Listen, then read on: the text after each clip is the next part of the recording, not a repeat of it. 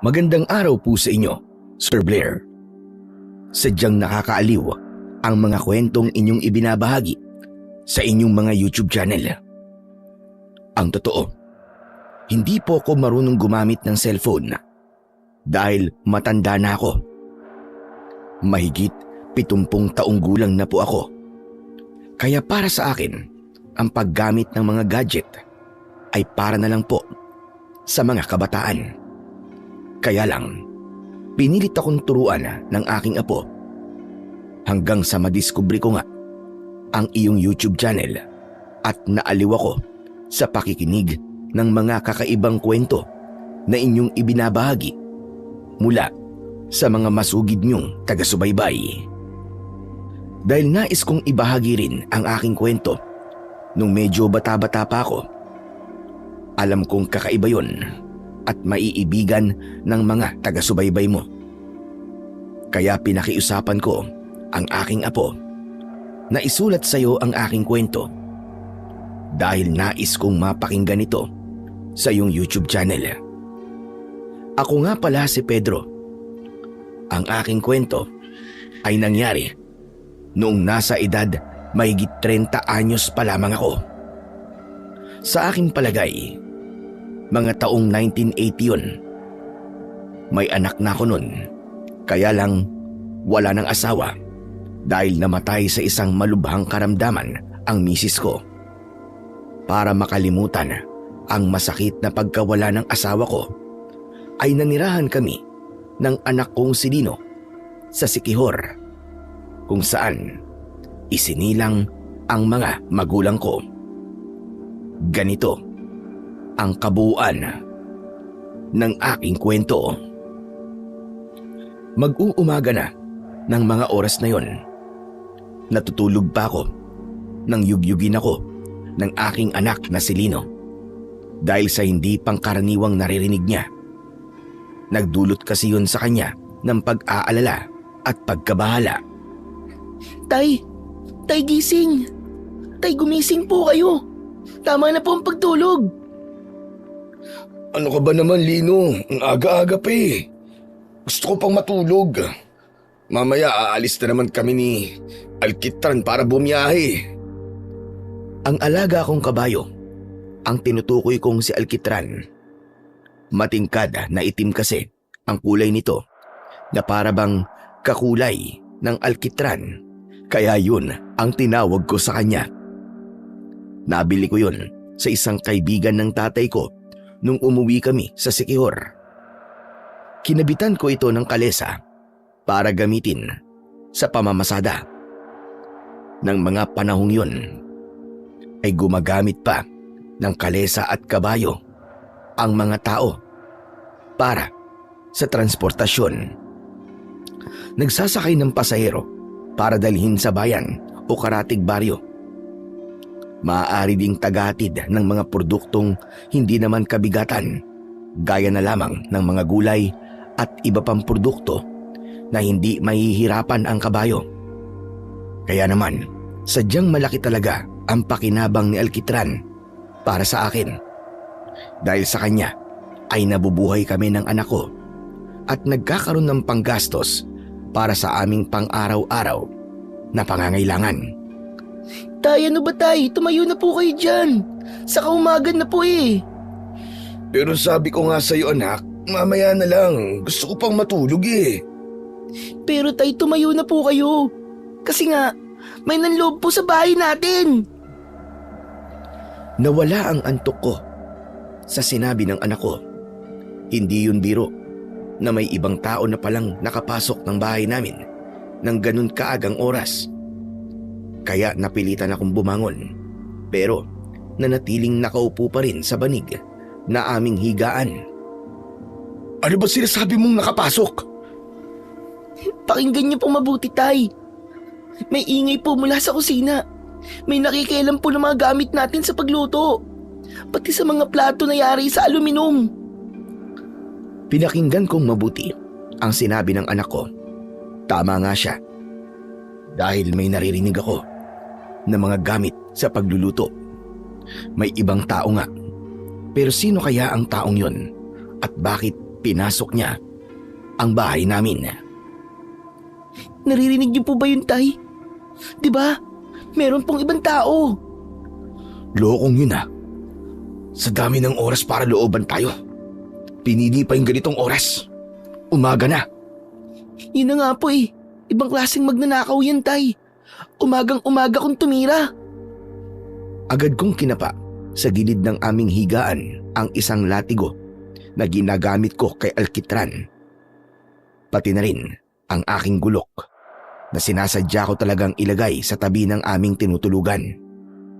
Para yon sa mga ganong pagkakataon na may ibig sumalbay sa amin.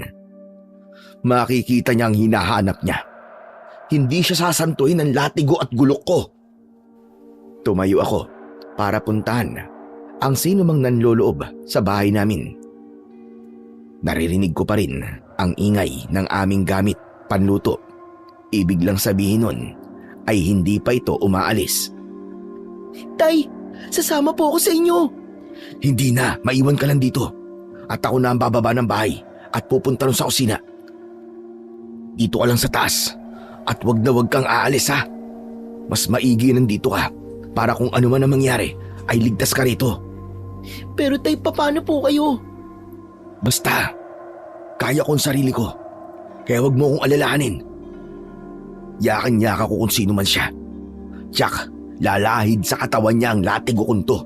O kaya naman, kung manlalaban talaga siya, tatalsik ang ulo niya sa talas ng gulok ko. Tay, mag-ingat po kayo ha.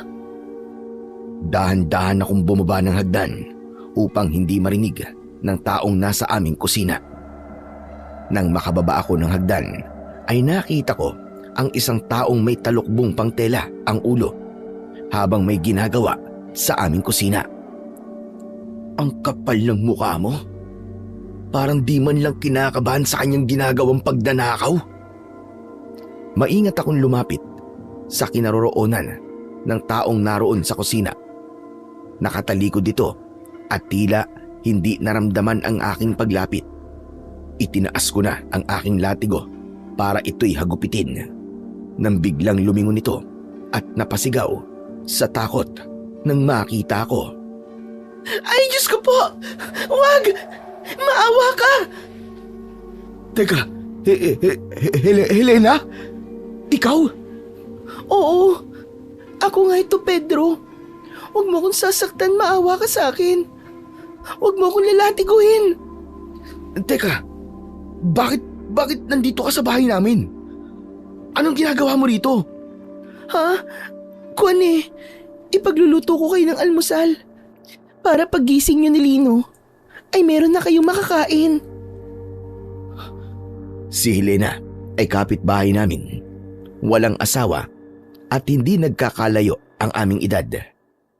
Mula nang manirahan kami ng anak ko sa baryong yun, na kung tawagin ay Baryo Sakdal, ay siya ang una naming naging kaibigan. Mabait at palabati si Helena. Kasama niya sa kanilang tinitirhang kubo ang kanyang lola Barbara. Pero teka lang, Helena. Bakit mo naman kami ipagluluto ng almusal? Ha? Kuwan, naisip ko lang naman, Pedro. Maaga rin kasi ako nagising kanina. Saka tapos na yung trabaho ko sa bahay. Si Lola Barbara naman, natutulog pa. Kaya nakapag-desisyon akong pumunta dito para ipagluto kayo. Nagawa mo makapasok dito sa kusina? Nakalimutan nyo kasing ikandado ang pintuan ng kusina. Ang plano ko talaga ay tatawagin kita. Kaya lang nakita ko na hindi nakakandado kaya pumasok na ako. Alam mo bang trespassing ang ginawa mong yan? Pumasok ka sa loob ng bahay namin na walang permiso. Ha? Bakit ipapabarangay mo ba ako, Pedro? Naku, wag naman. Ang gusto ko lang ay tumulong sa inyong mag-ama. Saka wala naman akong masamang ginawa. Hindi ako nagnakaw. Ipinagluto ko lang kayo. Maniwala ka sana, Pedro. Ayan nga oh, malapit na maluto yung kanin. Tapos heto, inihahanda ko na tong itlog na ipiprito ko. Hindi naman kita isusumbong sa barangay eh. Talaga? Hindi mo ko ipapakulong sa barangay? Siyempre hindi. Sa isang kondisyon. Ano yun? Kailangan mong tapusin yung niluluto mo. Okay ba yun, Helena? Oo naman, okay na okay. Heto, magpapakulo pa nga ako ng tubig para sa kape mo. Ayos yan. O sige, maiwan muna kita at pupuntahan ko lang si Lino para sabay na kaming kakain. Iniwan ko na si Helena sa kusina. Napapailing na lamang ako sa ginawa niya. Hindi ko alam kung matutuwa ba ako o mag-aalala sa ginagawang pagmamalasakit niya sa amin ng anak ko. Binalikan ko na sa kwarto ang anak kong si Lino. Tay, ano po nangyari? Nabugbog niyo po ba yung magnanakaw? Hindi pala magnanakaw, nak, kundi kusinera. Ho, kusinera? May kusinerang pumasok dito sa bahay natin? Oo, buti nga hindi ko nagawang saktan eh. Hindi naman pala masamang tao. Eh sino po yung kusinerang sinasabi niyo, Tay? Mabuti pa sumama ka na lang sa akin para makita mo siya. At nang makakain na rin tayo dahil tsak, tapos na rin siyang magluto. Magkasabay na kami ng anak kong si Lino na bumaba ng hagdan at dumiretso sa kusina. Agad niyang nakita si Helena na tapos na rin magluto at nakahanda na sa mesa ang pagkain para sa aming almusal. Tay, si Aling Helena po nandito sa kusina natin. At ipinagluto ko kayo ng almusal, Lino. Kaya maaari na kayong kumain ng tatay mo. Po, kayo po nagluto ng almusal namin? Oo, ayan o, nakahanda na nga. Pero bakit po? Gusto ko lang. Sige na, kumain na kayo. Di naman pwedeng kami lang ni Lino ang kakain, Helena. Dapat maupo ka na rin at sabayan mo kami. Ikaw ang nagluto niyan eh. Dapat matikman mo rin ang luto mo. Hindi na, Pedro. Busog pa kasi ako eh. Aba, teka. Hindi pa pwedeng di ka kakain. Baka gusto mong magreklamo ako ng trespassing kay Kapitan. Sige ka. Naku, wag naman. Sige na nga, kakain na ako. Sasabayan ko na kay ni Lino. Yan, ganyan. Madali ka naman palang kausap eh. Sinabayan na rin kami ni Helena na kumain ng almusal. Napapansin kong napapatingin sa akin si Lino at ganun din kay Helena. Alam kong may katanungan sa kanyang isipan dahil unang pagkakataon na nangyari yon na pumunta sa bahay namin si Helena para ipagluto kami. Nang matapos kumain ay gusto pa sana ni Helena na hugasan ang aming pinagkainan, pero pinigilan ko na siya. Kundi si Lino na lamang ang bahala doon. Kayang-kaya na yung gawin ng aking anak. Nagpaalam na si Helena para bumalik sa kanilang bahay. Nagpasalamat naman ako sa kanya. Nakita ko sa mukha ng babae ang kasiyahan, pero hindi ko pa rin malubos maisip kung anong pumasok sa kokote ng babaeng yon para gawin ang ganung bagay. Tay, ibang klase po kayo. Ang tindi nyo. Ha? Anong antindi, anak? Biruin nyo po. Pinagluto po tayo ni Aling Helena. Tay, meron kayong hindi sinasabi sa akin ha? Kayo talaga malihim kayo. Okay lang naman sa akin eh. Hindi naman ako magagalit eh. Saka syempre, gusto ko po maging masaya kayo. Saka gusto ko rin po ng bagong nanay. Lokong bata to. Ano bang bagong nanay ang sinasabi mo? Si Raulo ka ba? Tay, kayo na po ba ni Aling Helena? Shota niyo na po ba siya? Huy! Walang ganon. Hindi kami. Wala kaming relasyon ni Helena, no? Kaya nga nagtataka ako kung bakit naisipan niyang pumunta rito para magluto eh. Hindi po kayo magshota? Hindi. Bakit? Nakita mo ba niligawan ko siya? Eh, hindi po. Pero parang shota niyo po siya eh. Baka naman po si Aling Helena nanliligaw sa inyo. Ang gwapo-gwapo mo kasi, Tay eh. Para ka pong si Gabby Concepcion. Tumigil ka na nga, Lino. Basta, wala kaming relasyon ni Helena ha. Baka sadyang mabait lang yun. At naaawa sa atin. Kasi nga, wala nag-aasikaso sa'yo. Saka sa akin.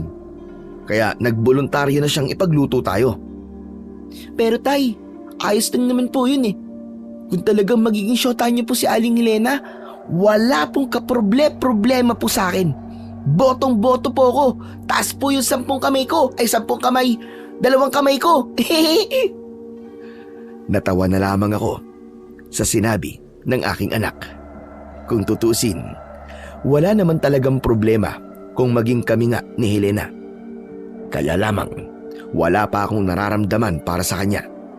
Pero yun nga, mabait talaga si Helena at pwedeng maging kandidato para maging ikalawang ina ng anak ko. Kaya lang, hindi ko pa yun iniisip nung panahong yun. Tsak, ipinagtaka naman ng Lola Barbara ni Helena ang ginawa nito, lalo na't napakaagang umalis ng bahay. Galing ka ba sa bahay ni Pedro? Opo, Lola Barbara. Tinulungan ko lang po sila. Ipinagluto ko po.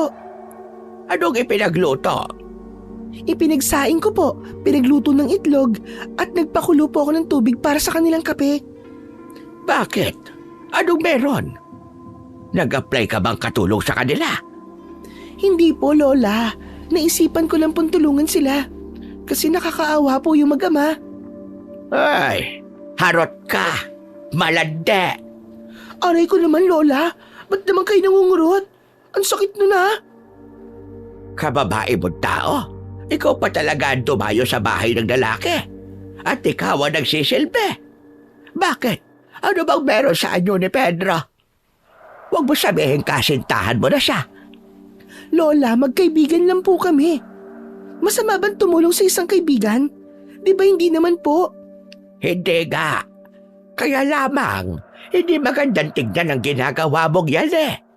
Ikaw na bata ka. Ano na lang ang iisipin ni Pedro? Sige nga. Ayun po.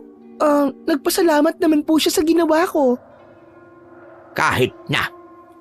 Huwag mo nang uulitin ito, Helena, ha?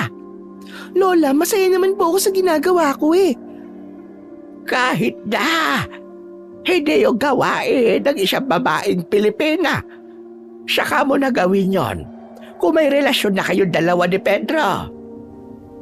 Kasi naman eh, ang tagal-tagal niyang kumilos. Kaya ako nang gumagawa ng paraan. Aba, at talaga palang nilalandi mo siya. Lola naman, grabe naman po kayo. Hindi po paglalandi yun. Pagmamalasakit po, ang tawag doon. Pagmapalasakit, pinaganda mo lang. Huwag mo nang uulitin ha. Kundi tatali kita sa loob ng bahay, maniwala ka. Hindi ko man direktang nalaman kung anong ginawa kay Helena ng kanyang lola, pero alam kong pinagalitan ito. Dahil may kahigpitan si Lola Barbara, pero alam kong mabubuti silang tao. Samantala, oras na para pumasada ako bilang kutsero. Pinuntahan ko na sa kamalig sa kulungan ang alaga kong kabayo na si Alkitran. Bago pa ako makarating sa kanyang kinaroroonan, ay narinig ko ang ingay nito at ang bagsak ng mga paa na para bang natataranta. Patakbo kong lumapit sa aking alaga. Nagpupumiglas ito na wari merong kinatatakutan. Hu! Susu! Bakit Alkitran? Ano nangyari sa'yo? Parang natatakot ka yata. Tila may bahagyang pag-ungol ang kabayo.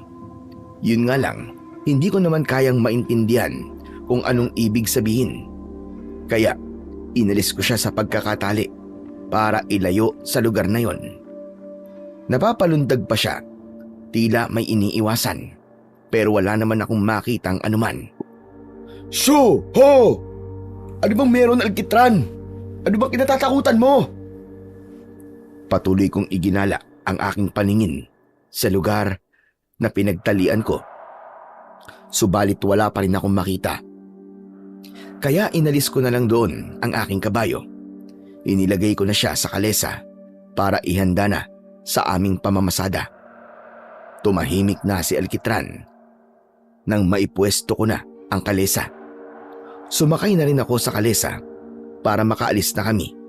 Tiyak na may mga nag-aabang ng pasahero para magpahatid patungo sa bayan. Sa mga dinaraanan namin ay may nagiging pasahero ko. Habang nag-uusap sila ay hindi ako makapaniwala sa aking narinig.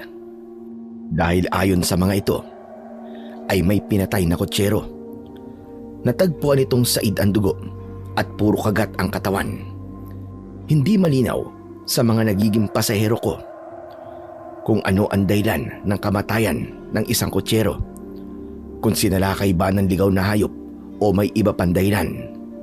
Ang balita tungkol sa kotserong natagpuang patay ay nagbigay sa akin ng pagkabahala. Pero hindi yun dapat maging hadlang sa aking trabaho bilang kotsero. Dapat akong magpatuloy para sa pangangailangan namin sa araw-araw. Papauwi na ako ng araw na yon galing sa pangangalesa nang madaanan kong naglalakad ang Lola Barbara ni Helena, kaya hinintuan ko siya. Ho! Shoo! Lola Barbara, sumakay na po kayo dito sa kalesa. Total, pauwi na rin po ako eh. Nako, wala akong dalang perang pambayad, Pedro. Kaya hayaan mo na ako maglakad. Kaya ko pa naman. Sumakay na po kayo, Lola. Saka, sino bang may sabi na sisingilin ko po kayo? Libre po ito, Lola. Abay, nakakahiya naman sa iyo. Wala po yun. Saka, magkapit-bahay naman po tayo eh. Sino po ba magtutulungan, di ba? Kundi tayo magkakapit-bahay. Kung sa bagay, tama ka naman dyan. Napilit ko rin na sumakay sa kalesa si Lola Barbara. Habang sakay siya, ay nabuksan niya ang usapan tungkol sa ginawa ni Helena. Humingi siya ng pasensya sa akin. Nakakahiya naman ang ginawa ng apo ko, Pedro. Kaya pagpasensyahan mo na. Wala naman pong ginawang masama si Helena, Lola eh. Tinulungan pa nga po niya kami. Hindi naman kasi maganda yon. Saka naistorbo niya kayo. Baka nga natakot pa kayo dahil bigla siyang pumasok sa bahay niyo. Hindi naman po. Kundi nagtaka lang ako. Pero wala na po yun. Wala kayong dapat ipag-alala. Salamat naman. Kasi nga hiyang-hiya ako sa ginawa niya. Siya nga po pala. Nakarating na po ba sa inyo yung balita? Ano bang balita? May kasamahan kaming kutsero na natagpo ang pumpatay. Said daw po ang dugo at maraming kalmot at sugat sa katawan. Abay, oo nga. Yan nga pinag-uusapan doon sa pinuntahan ko kanina. Nakakapag-alala talaga yan. At ang sabi nila ay hindi basta hayop ang pumatay kay Estong. Estong daw kasi ang pangalan ng kutsero. Ano raw po ang pumatay? Isang halimaw. Isang uri ng aswang. Aswang po? Meron na po ba ngayong aswang sa Baryo Sakdal? Ang sabi may gumagala na ngayong aswang dito. May ilan nang nakakita. At may kutob silang ang aswang na yoon ang pumatay kay Estong. San daw po ba natagpuan ang bangkay ni Mang Estong? Naku po, Panginoon mahabagin. Bakit po, Lola Barbara? Ano po nangyayari sa inyo? Malapit na tayo. Malapit na tayo sa lugar kung saan natagpuan ang bangkay ni Estong. Sa may mga kawayan. Malapit sa Imbornal. Patuloy sa pagtakbo ang kalesang sinasakyan namin ni Lola Barbara.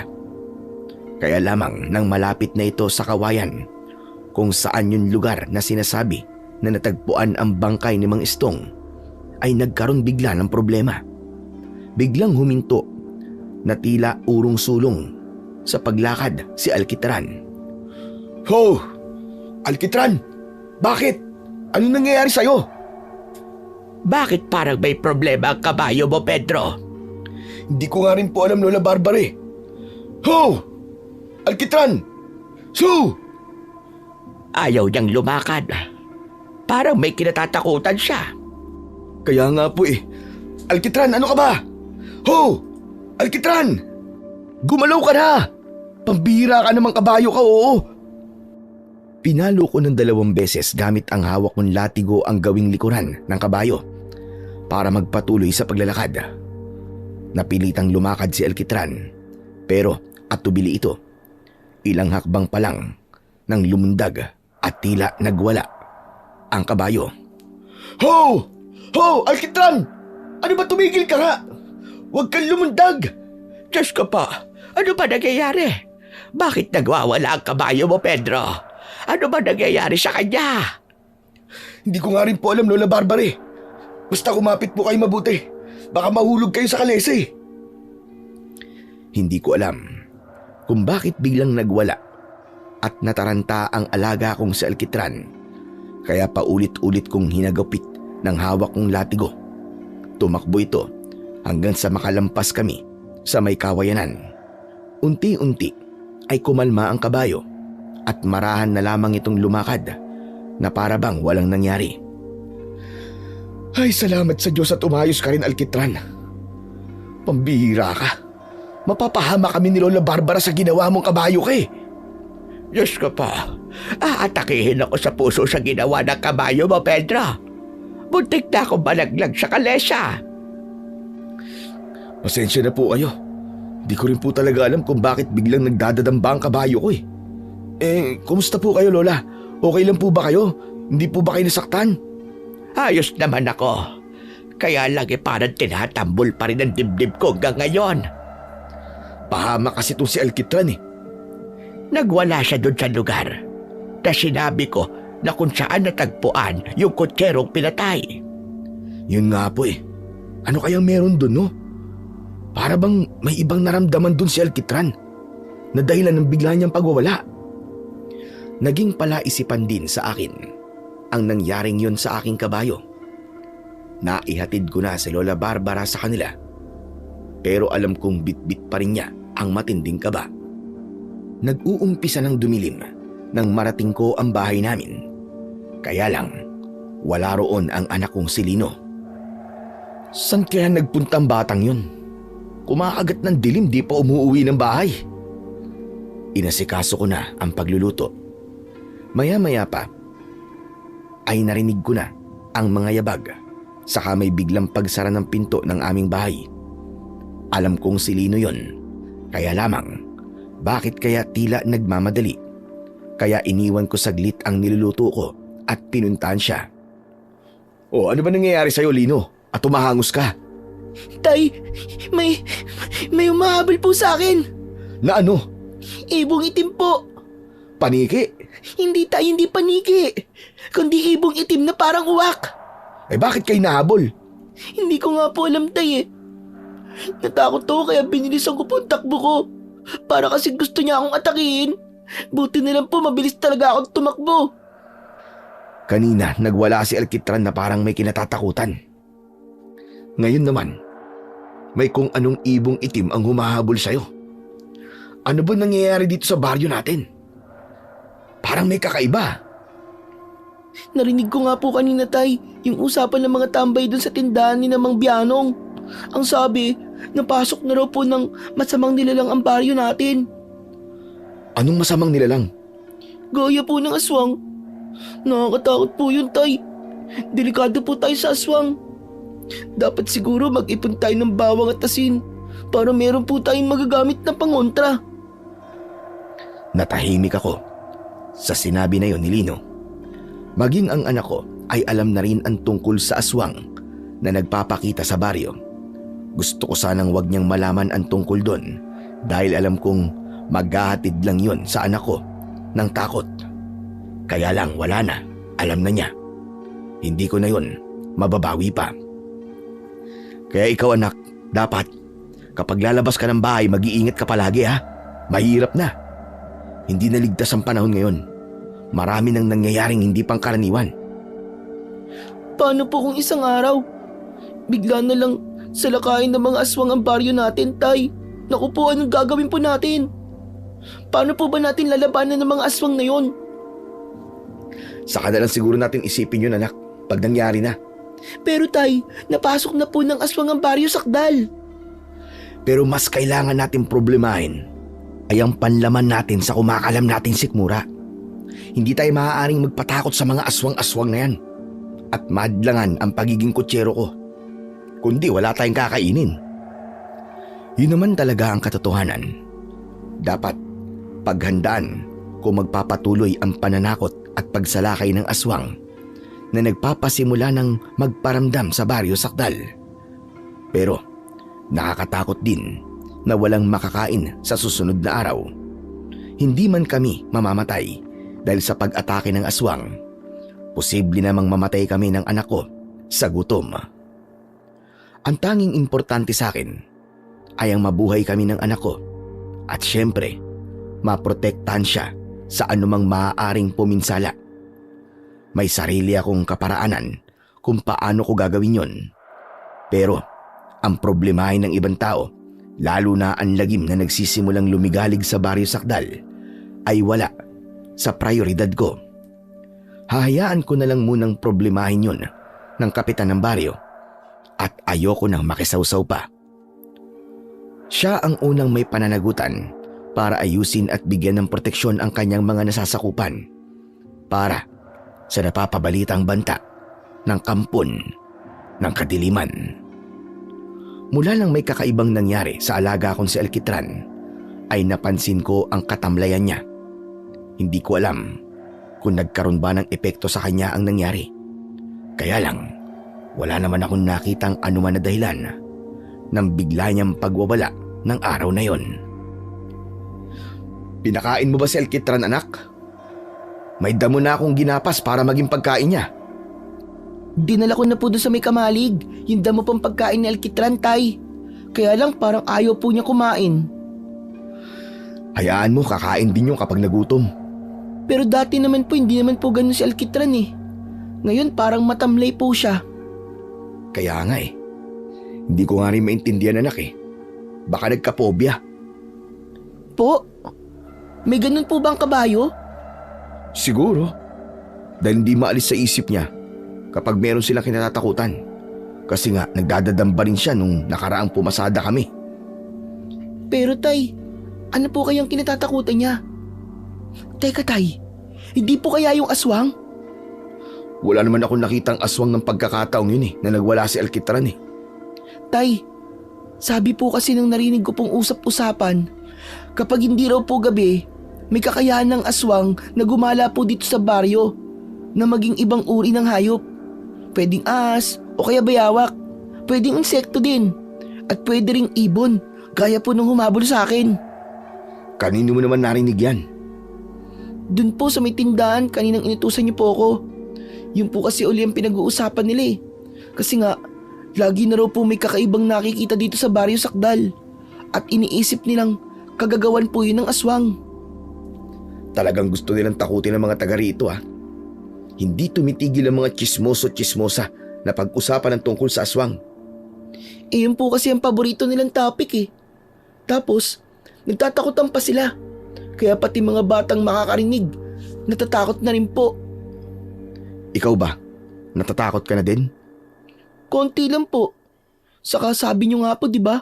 Huwag akong basta matakot. At saka, di niyo naman po ako pababayaan eh. Oo naman. Dadalawa na nga lang tayo eh. Kaya gagawin ko ang lahat para protektahan ka, anak. Maghapon pa rin akong nangalesa ng araw na yon. Kahit napapansin kong nanghihina ang alaga kong si Alkitran, ay nagamit ko pa rin siya para maghatid ng pasahero sa bayan. May nagpahatid din ng kanilang inaning gulay. Napagod si Alkitran, kaya nang makauwi kami, ay pinakain ko siya at binigyan ng tubig. Pero kapansin-pansin pa rin ang katamlayan. Hindi maaaring magpatuloy sa pananamlay ang alaga ko. Delikado kapag tuluyang nagkasakit, lalo na't sa kanya lang kami umaasa para sa aming pang-araw-araw na kailangan. Tanging pangangalesa lang ang ikinakabuhay ko. Napapaisip tuloy ako na baka nga totoo yung narinig ng anak ko tungkol sa aswang na may kakayahang magbago ang anyo at nagiging ibang hayop o insekto ang aswang. Baka may naapakang insekto si Alkitran at isang aswang yon na nagkaroon ng hindi magandang epekto sa alaga ko. Bigla tuloy pumasok sa isip ko na ipatawas ang aking alaga. Kaya lamang baka pagtawanan ako ng albularyong pupuntahan ko. Pero totoong nag-aalala ko para kay Alkitran.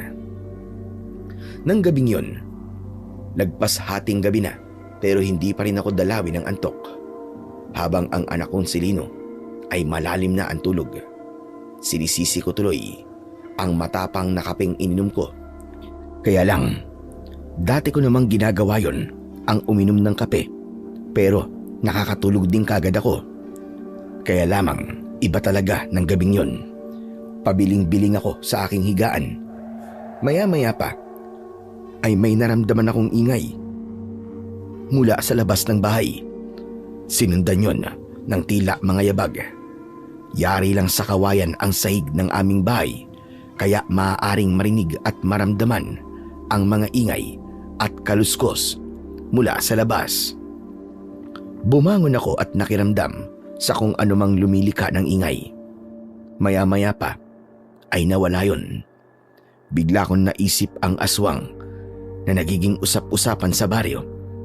Baka pumupunta ito sa iba't ibang bahay at humahanap ng mabibiktima. Kasama na ang bahay ko. Tumayo ako sa pagkakaupo, sabay hawak sa gulok na laging nakatabi sa akin. Sige lang, kung talagang aswang ka, matatagpasan kita ng leeg halibaw ka. Hindi ka sasantuin ng aking matalas na gulok. Patuloy akong nakiramdam ng susunod na mangyayari. Saglit na namayani ang katahimikan. Inakala kong wala na akong maririnig na ingay dahil nawala ang mga yabag at kaluskos. Ibinalik ko na ang aking gulok sa tabi ng higaan. Akmang hihinga na ako nang marinig ko ang malakas na tunog ni Alkitran. Si Alkitran yun na! Nag-ingay! May nangyayari sa kanya! Muli kong kinuha ang aking gulok, sabay baba ng hagdan papunta sa pintuan. Halos liparin ko ang daan patungo sa kamalig na kinaroroonan ng alaga kong kabayo. Inabutan ko na nagwawala at dumadamba si Alkitran at muli ay may kinatatakutan, katulad ng nangyari sa kanya nang sakay ko si Lola Barbara. Ho! Alkitran, ano ba nangyayari sa'yo? Ano ba kinatatakutan mo? Ho! Ho! Alkitran, tumigil ka! Tama na! Pero tila walang naririnig ang aking kabayo. Hindi niya ako pinapansin. Kung sino ka mang kinatatakutan ng alaga ko, magpakita ka! Akala mo yata natatakot ako sa'yo, ha? Sige lang, magpakita ka sa akin at tatanggalan talaga kita ng ulo. Pagpipira-pirasuhin ko ang katawan mo. Sige, lumabas ka! Magpakita ka! Nasaan ka? Huwag kang magtago! Hawak ko ng mga pagkakataong yun ang aking gulok at nakahanda ako para sa pagpapakita ng anumang nilalang na kinatatakutan ni Alkitran. Saglit na katahimikan ang namayani dahil maging ang alaga kong kabayo ay kumalma at tumahimik. Maya-maya pa ay biglang may tumalon na palaka na hindi ko napansin kung saan galing. Humalinghing at napalundag si Alkitran. Hindi ko akalain na matatakotin pala siya sa palaka. Kaya lang, parang hindi ako makapaniwala na palaka ang kanyang kinatatakutan. Matagal nang merong palaka sa kamalig na pinagtatalian ko sa kanya. Pero tila yun ang unang pagkakataon na nataranta siya. Kaya ramdam kong may iba pang dahilan. Hindi ang palakang nakita ko roon ang rason ng biglang pagwawala ng alaga kong kabayo. Hinawakan ko si Alkitran at hinaplos-saplos ang gawing uluhan niya para tuluyang kumalma. Maya-maya pa ay may naramdaman akong bagay na pumagaspas at lumipad pa itaas. Huli na para tignan ko pa yon, kaya hindi ko alam kung ano ba ang bagay na lumipad. Napaisip ako na hindi kaya aswang yon at siya rin kinatatakutan ng alaga ko. Bagay na nagpagulo sa isipan ko, lalo na't wala akong makuwang tamang kasagutan. Kaya lang, malakas ang kutob ko. Malamang, aswang ngayon na nagtatago lamang. Sinarili ko na lamang ang tungkol sa naramdaman kong yun. Hindi ko na kailangang ipaalam pa kung kanino. Basta ang alam ko mas kailangan kong mag-ingat. Kaya nang sumunod na araw, bago ko umalis ng bahay para muling mangalesa, ay isinama ko si Lino. Nag-aalala ko para sa aking anak dahil sa mga hindi pangkaraniwang nangyayari. Isasama niyo po ako sa pangangalesa, Tay. Pupunta po tayo ng bayan. Ako lang, Lino. Ikaw, iiwan ko muna kina Helena. Ha? Bakit po, Tay? Anong gagawin ko ron? Saka nakakahiya naman po sa kanya. Hindi kasi ako mapapalagay kung nag-iisa ka lang dito, anak eh. Kaya ibibilin muna kita kay Helena. Kapag darong ka sa kanila, huwag kang magiging malikot doon, ha? Dapat isama niyo na lang po ako eh. Hindi nga pwede, anak eh. Saan pa sasakay ang pasahero ko kung kasama kita?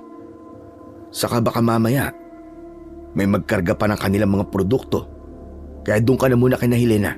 Dadaanan na lang kita pag pauwi na ako, okay?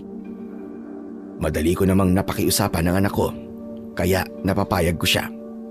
Pagdating namin kina Helena, ay 2 kamay naman siyang tinanggap at may kasama pang matamis na ngiti. Helena, ikaw na munang bahala sa anak ko, ha? Oo naman, Pedro. Wala kang dapat na ipag-alala. Tay, mamaya po, uwian niyo po kami ni Aling Helena ng pasalubong, ha? Oo naman, ano bang gusto mo?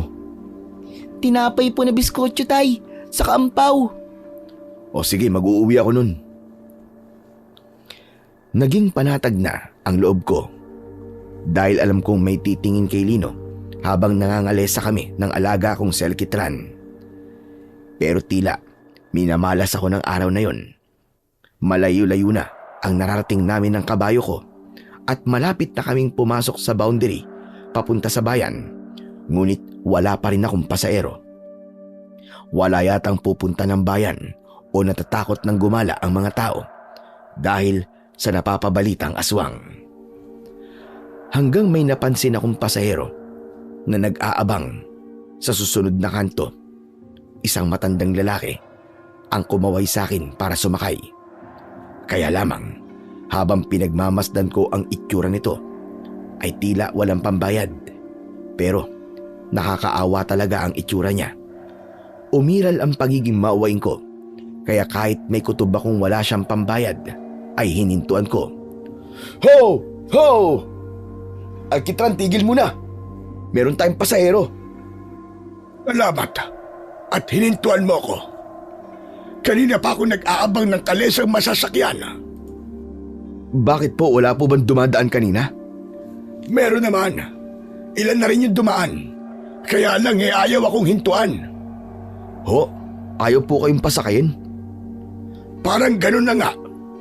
Bakit naman po? Hindi ko alam sa kanila. Meron naman akong pambayad. Akala yata nila wala akong pambayad. Dahil ganito ang itsura ko. Mukha akong walang pera dahil sa butas-butas kong suot na damit. At may dala pa akong sako. Hindi po bale. Andito po ako at isasakay ko po kayo. Salamat.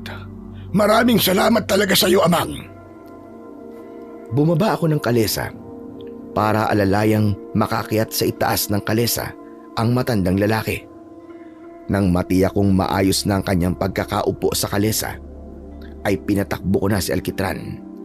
Habang binabaybay namin ang daan, ay nakikipag-usap sa akin ang matandang lalaki. Saan po ba kayo pupunta, Lolo? Di niyo pa po sinasabi sa akin. Basta tuloy-tuloy lang. Dire-diretso lang. Sasabihin ko sa'yo kung hihinto na tayo. Teka, ano nga palang pangalan mo, Amang? Pedro po ang pangalan ko. Kayo po, Tatang, ano pong pangalan nyo? Maaari mo akong tawaging Apo Magno. Mas kilala ako sa tawag na ganun dun sa aming lugar. Ganun po ba? Saan po ba kayo galing, Apo Magno? Meron lang sana akong dadalawing kakilala. Kaya lang, wala na pala siya sa tirahan niya. Kung ganun pala, nagpagod lang po kayo. Tapos, wala na pala yung taong dadalawin nyo. Kaya nga nalulungkot ako na hindi kami nagkita. Sana lang magkita ulit kami ng taong yon na dati kong kaibigan. Ano po bang pangalan niya? Malay nyo, kilala ko siya. Estong. Estong ang pangalan niya. Katulad mo, Isa rin siyang kutsero. Matandang kutsero. Estong? Estong po ang pangalan niya? Oo, Pedro. Bakit? May kilala ka bang ganun ang pangalan? Hindi ko po siya kilala pero narinig ko po ang pangalan niya nitong nakaraang araw lang. Saan? Saan mo narinig ang pangalan niya? Usap-usapan po siya dito sa aming baryo. Dahil may masama pong nangyari sa kanya eh. Ano ka mo? May masamang nangyari kay Estong. Teka, ano nangyari sa kaibigan ko? Ang narinig ko po kasing kwento, natagpuan po siyang patay at aswang daw po ang pumatay sa kanya. Tumahimik saglit ang matandang pasahero ko dahil sa kanyang narinig na akin sinabi. Apo Magno, okay lang po ba kayo? Bigla po kayong tumahimik. Hindi lang kasi ako makapaniwala, Pedro, na ganun ang sinapit ng kaibigan kong yun. Napahamak pala siya dahil sa isang aswang. Nahuli na pala ako ng dating. Kung mas napaaga pagbisita ko sa kanya, baka hindi yun nangyari sa kanya. Baka hindi siya napahamak at hindi siya napatay ng aswang.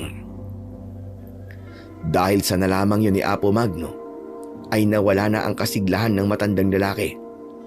Labis niyang ikinalungkot ang kanyang nalaman. Halos kalahating oras na kaming naglalakbay sakay ng kalesa, pero wala pa ring sinasabi sa akin si Apo Magno kung saan nga ba ang destinasyon niya. Kaya muli akong nagtanong sa kanya. Ipagpatuloy mo lang ang pagpapatakbo nitong kalesa mo. Malayo pa po ba tayo? Basta tuloy-tuloy lang. Sasabihin ko na lang sa'yo. Alam ko na malayo na ang kinaroroonan namin. Hindi na pamilyar sa akin ang lugar na kinaroroonan namin. Hanggang may nakita kong isang arko na tila papunta sa isang kakaibang lugar na noon ko lang narating. Papasok po tayo dyan, Apo Magno? Oo, Pedro. Sige lang. Pumasok ka at ako ang bahala. Tuloy-tuloy lang na pinapasok ko si Alkitran. Salamat na lang. At wala nang sumpong ang alaga ko. Hindi na rin ito nagpakita ng pagkabahala, kaya kalmado lang ito habang binabagtas ang lugar na itinuro ni Apo Magno. Hanggang makarating kami sa mismong pusod ng lugar na yon. Napansin kong kakaiba ang kasuotan ng mga taong naroroon. Bumabang mag-isa si Apo Magno. Maraming salamat sa pag-aatid mo sa akin dito sa aming tribo. Ho? Tribo? Oo. Nandito ka ngayon sa tribo ng Banwaa. Yun ang tawag sa aming lahi. Ngayon ko lang po nalaman na may tribo na kung tawagin ay tribong Banwaa sa lugar na to. Isang tribo ito na malapit ng maubos. Kaya nagsisikap kaming alagaan para may pagpatuloy ang aming tribo. Kaya naman, pwede sa lugar namin ang pagkakaroon ng higit isang asawa ang mga kalalakihan para mas mabilis dumami. Ikaw ba, Pedro? May asawa ka na ba? Kung maninirahan ka sa aming tribo, ay maaari kang mag-asawa kahit ilan at magkaroon ng maraming anak. Hindi po. Salamat na lang po. May anak na rin po ako. Pero kung magbabago ang isip mo, maaari kang magbalik dito. Hanapin mo lang ako. Hindi pa natatapos ang pag-uusap namin ni Apo Magno, ay may kung anong tunog ang umalingaw-ngaw, parang isang ugong na nagmumula sa isang kakaibang instrumento.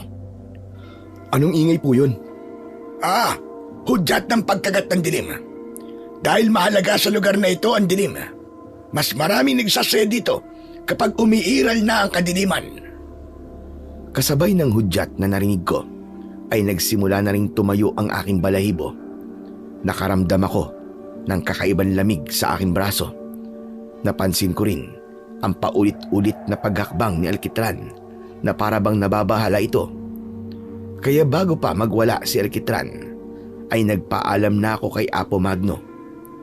Gaya ng sinabi niya kanina, ay kaya naman niyang magbayad.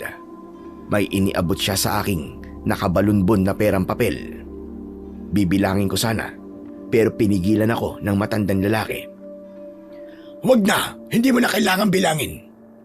Higit pa yan sa halagang dapat mong singilin. Kaya dinagdagan ko na yan. Dahil ramdam kong malaki-laki nga ang halagang ibinayad ng matanda, kaya inilagay ko na lang yon sa isang maliit na bag na nakasabit sa aking bewang. Saka inutusan ko na si Alkitran para umalis na kami. Agad namang sumunod ang alaga kong kabayo nang bahagya kong hatawin ang kanyang tagiliran gamit ang latigo. Hindi ko mawari pero may kakaibang kaba at nanunuot ang kilabot sa katawan ko habang nananatili ako sa lugar na yon. Kaya kailangan ko nang umalis. Dahil sa layo ng lugar na pinagdalhan ko kay Apo Magno na ayon sa kanya ay tribo ng Banwaa. Mag-aalas 12 na ng gabi nang ako'y makauwi. Pero dinaanan ko muna si Lino kay Helena. Ginabi ka yata ng gusto, Pedro. Oo nga, Helene. Pasensya na ha. Masyado na kitang naabala. Wala yun. Ayos lang yun, Pedro. O siya, halika na anak. Uwi na tayo. Malayo kasi ang pinagdalan ko dun sa aking pasero kaya ngayon lang ako nakauwi. Akala ko nga po tay, hindi na po kayo uuwi o kaya bukas na. Kasi gabi na po at wala pa kayo. Hindi naman pwede yun anak. Dahil alam ko mag-aalala ka. O sige na. Magpasalamat ka na kay Ate Helena mo. Salamat po, Aling Helena. Kahit nagtagal po si tatay. Okay lang po kasi naaliw po ako sa mga kwento po niyo sa akin. Salamat naman at nagustuhan mo, Lino. Marami pa akong ikikwento sa'yo sa susunod. Talaga po? Tungkol pa rin po ba sa mga kapre at tikbalang? Oo, pati tungkol sa mga diwende at sirena. Gusto mo ba yun? Opo, ayos po yun. Mukhang okay naman pala ang pag-iwan ko sa'yo dito anak eh. Naaliw kang kasama si Helena. Ako man, Pedro. Naaliw din ako sa pagkikwento ko kay Lino. Sana sa susunod, ikaw naman ang makakwentuhan ko. Oo nga po, Tay. Mabait po si Aling Helena. Alam ko naman yun, Lino eh. O siya, sige na Helena. Tutuloy na muna kami ha. Ang Lola Barbara nga pala, nasan? Kanina pa natutulog. Maaga kasing matulog yun eh.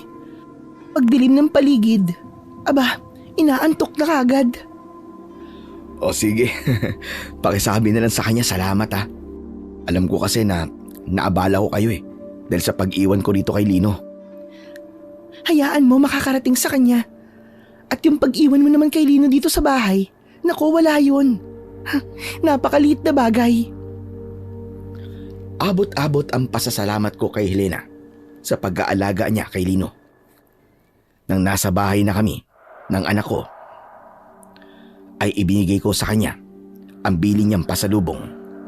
Hindi ko yun nakalimutang bilhin dahil tiyak hahanapin yun ng anak ko. Bumalik ako sa kalesa para alisin dun si Alkitran at dalhin sa kamalig para makapagpahinga na rin. Naitali ko na ang alaga kong kabayo sa lugar na tutulugan niya.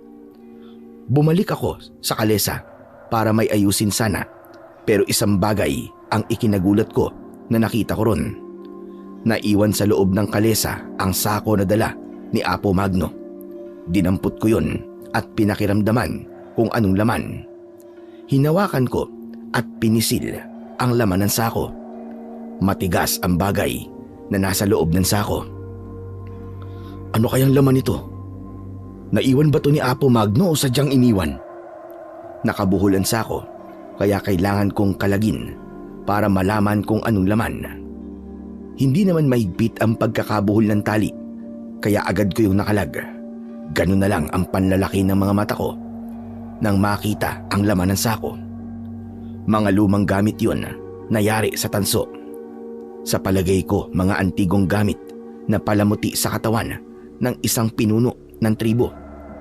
May para sa leeg, sa braso, sa tenga at sa paa. Mga sinaunang bracelet na ang pagkakayari ay para bang makikita lang sa mga museum. Meron ding dalawang klase ng punyal na sa tingin ko gamit ng katutubo at ilang bagay pa. Mukhang mahalagang gamit ang mga to ah. At siya kailangan to ni Apo Magno. Anak ng paano ngayon to? Naiwan niya. Sinipat-sipat kong muli at tinignang mabuti ang mga gamit na yon. Isa sa naroon na nagkaroon ako ng interes ay ang isang pares ng metal na inilalagay sa paa ng kabayo.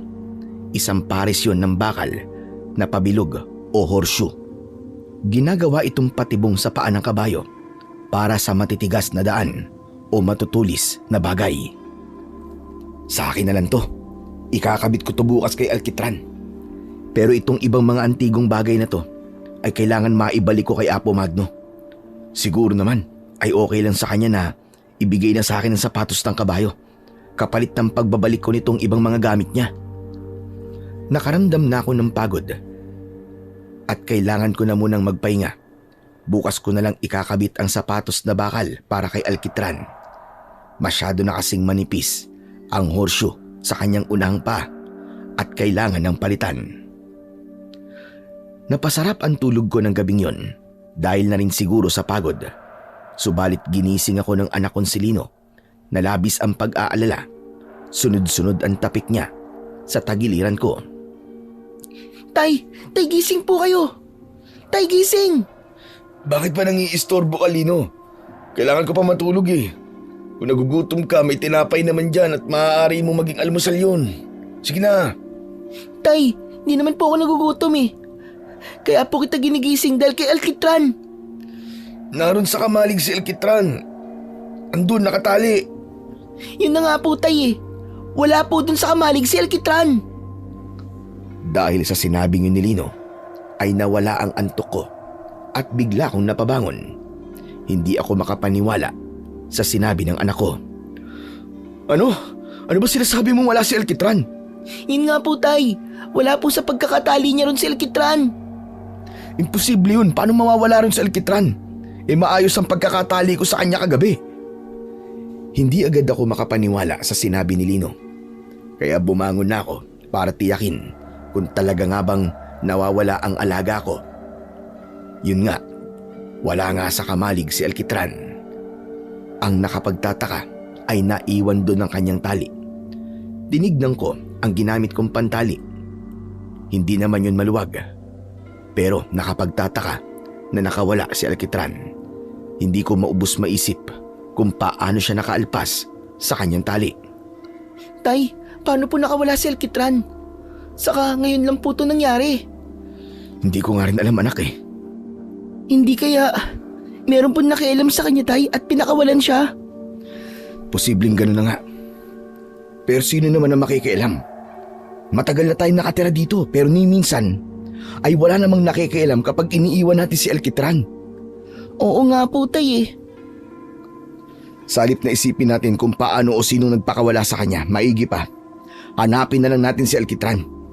Opo, tay. Tutulong po ako sa paghanap. Nawawala man si Alkitran, ay hindi naman ako gaanong kinakabahan dahil pakiramdam ko'y hindi lumayo ang alaga kong kabayo. Kaya nagpunta na lang kami sa kakauyan na posibleng pinuntahan ng aking alaga. Nakasalubong pa namin ang Lola Barbara ni Helena sa paghahanap namin kay Alkitran. Ang aga nyo namang mag-ama. Siya ba ang punta ninyo? Hahanapin po namin si Alkitran, Lola Barbara. Ano ka mo? Nawawala ang alaga niyong kabayo. Opo, Lola, ganun na nga po. Paano ang pangangalesa mo niyan? Importante sa'yo ang kabayo mo dahil ginagamit mo siya sa trabaho mo. Kaya nga po kailangan makita namin siya kagad. Alam mo, Pedro, iba ang pakiramdam ko. Saan po? Diyan sa alaga mo. Di kaya may kung anong nangyayari sa kanya na hindi mo alam. Teka, ano pong ibig niyo sabihin, Lola Barbara?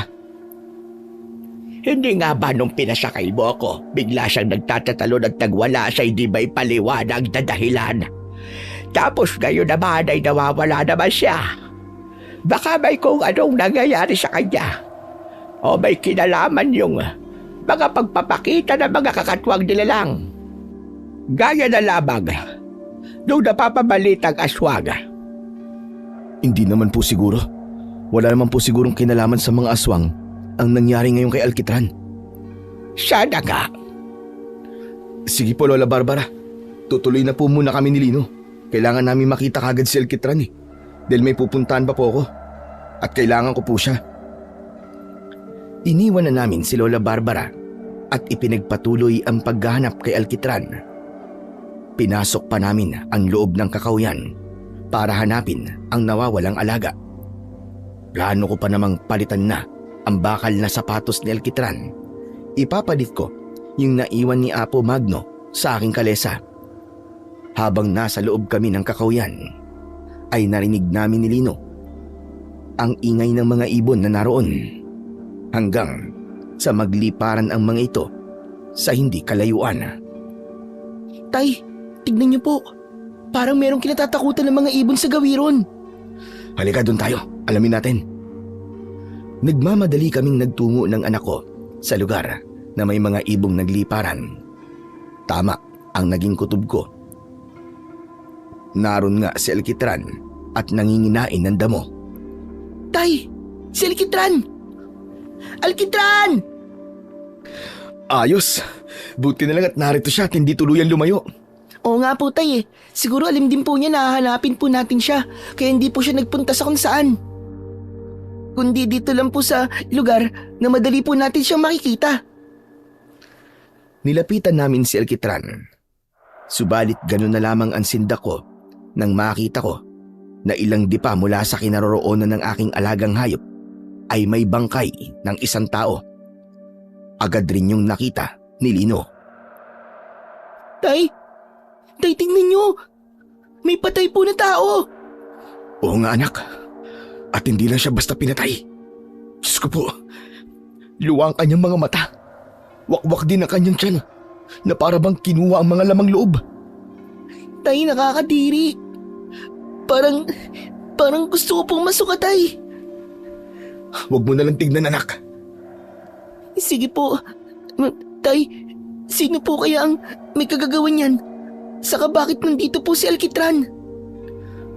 Siguro kailangan na nating ipaalam ito kay Kapitan.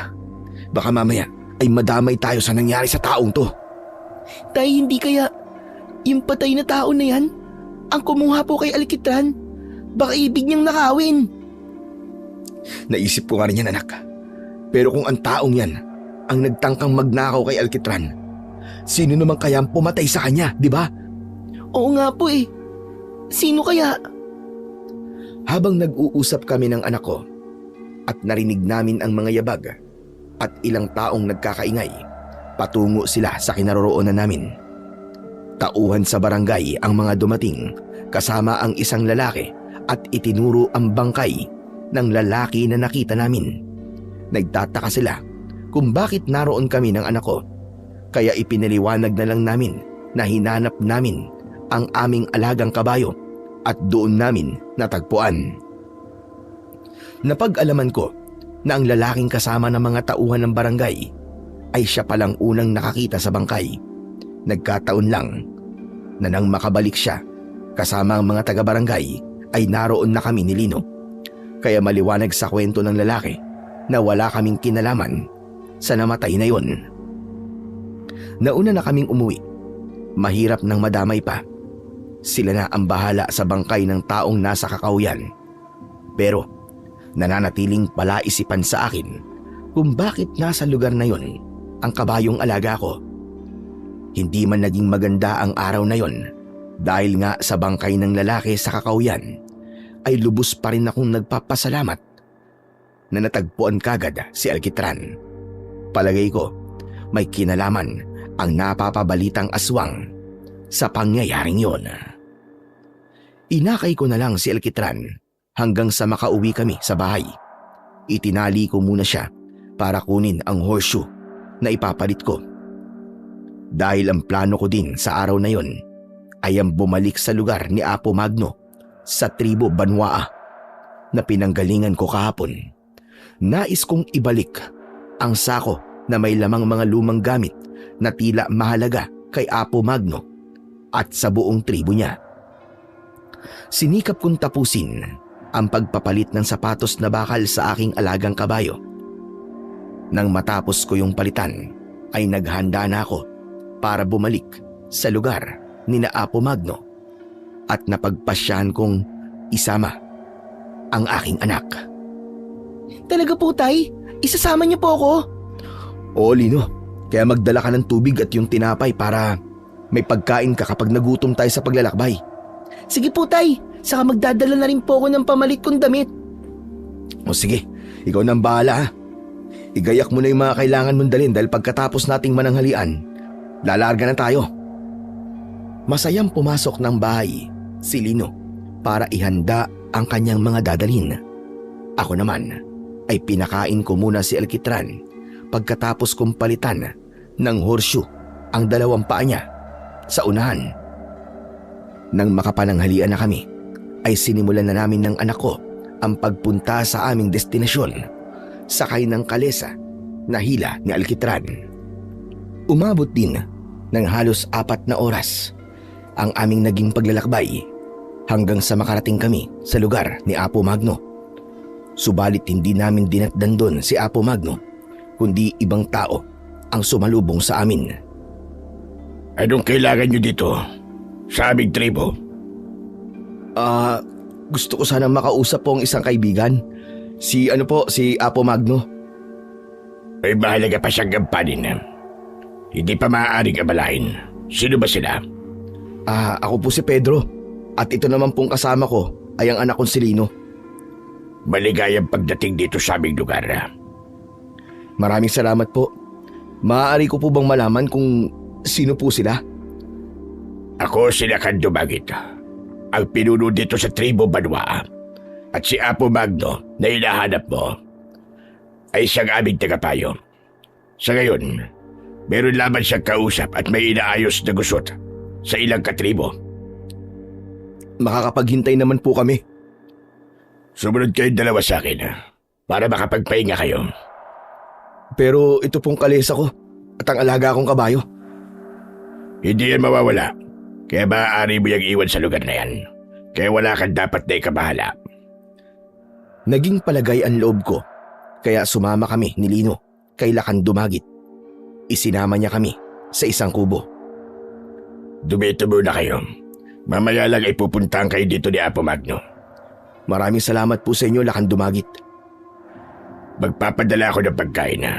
Alam kong mahaba ang inyong naging paglalakbay at nagugutom na kayo. Iniwan na kami ni Lakhan Dumagit. Maya-maya lamang ay may mga dumating na 2 babaeng katribo nila na may dalang sariwang prutas at inihaw na karne. Ibinigay nila yon sa amin at agad na ring umalis. Mabango at masarap ang inihaw na karne. May kaning tinta din na kasama. Masarap ang inihanda nilang pagkain, pati na rin ang sariwang prutas.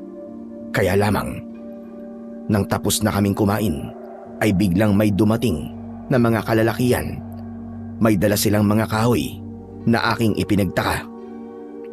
Teka, anong kailangan niyo sa amin? Tay, bakit may mga dala po silang kahoy at panali? Hindi ko rin alam, anak. Humarang sila sa pinto ng kubong pinaglagyan sa amin. Saka inilagay ang 2 kahoy sa pinto upang maging harang at hindi kami makaalis. Hinigpitan nila yon ng pagkakatali. Sadali, anong ginagawa niyo? Bakit niyo inaharangan ng pinto? Anong gagawin niyo sa amin? Hindi nagsasalita ang mga kalalakihang tinatanong ko. Nagpatuloy lang sila sa kanilang ginagawang pagtali sa mga kahoy na iniharang sa pintuan. Nang matapos nilang harangan yon, ay umalis na sila na hindi pa rin nagsasalita. Tay, bakit po nila tayo kinukulong dito? Anong gagawin nila sa atin? Hindi ko rin alam, anak. Kailangan natin makausap si Apo Magno. Siya lang ang makakasagot nun. Nagsimula ng kumagat ang dilim, pero wala pa rin si Apo Magno. Hindi ko alam kung anong mangyayari sa amin ng anak ko sa lugar na yon. Parang gusto ko ng pagsisiyan na nagbalik pa ako sa lugar na yon at isinama ko pa ang anak ko. Maging siya tuloy ay malalagay sa panganib. Habang naroon kami sa loob ng kubo at laganap ng kadiliman sa kabuuan ng tribo Banwa, ay nakarinig kami ng tila nagkakasiyahan at mga sigaw mula sa mga naninirahan doon. Hanggang may naramdaman kaming tila umaaligid sa kubo. May narinig akong boses na tumatawag. Pamilyar sa akin ang boses nito. Boses yon ni Apo Magno. Apo Magno, ikaw ba yan? Oo, Pedro. Ako nga ito. Humanap ako ng kahit siwang sa kubo para makapag-usap kami ni Apo Magno. Kailangan mag-usap tayo, Apo Magno. Hindi namin alam kung anong mangyayari sa amin ng anak ko dito. Kasama ko siya ngayon eh. Ikinulong kami ng mga katribo mo sa loob nitong kubo. Hindi ka na dapat nagbalik. Inilagay mo lang sa panganib ang buhay mo at madadamay pa ngayon ang anak mo. Ano pong ibig niyo sabihin? Hindi ko na sila kayang kontrolin. Ayaw na rin nila akong paniwalaan. Teka, hindi ko po kayo maintindihan, Apo Magno. Ano bang nangyayari dito sa tribo Banwa? Tuluyan nang nagpailalim sa kadiliman. Ang kanilang pinuno na sila kan dumagit. Pinanindigan na niya ang pagiging masamang aswang.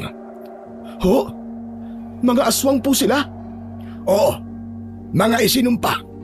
Kaya lumayo sila at bumuo ng tribo sa lugar na ito. Pero hindi nila katulad.